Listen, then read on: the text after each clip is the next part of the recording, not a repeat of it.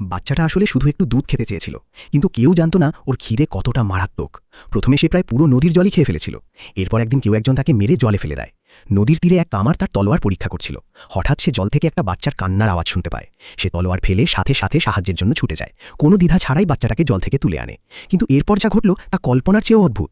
Jack বাচ্চাটাকে নিচে রাখতেই সে বিশাল এক পাথর এমনভাবে তুলল যেন তা একদম হালকা। জ্যাক অবাক হয়ে স্তব্ধ হয়ে যায়।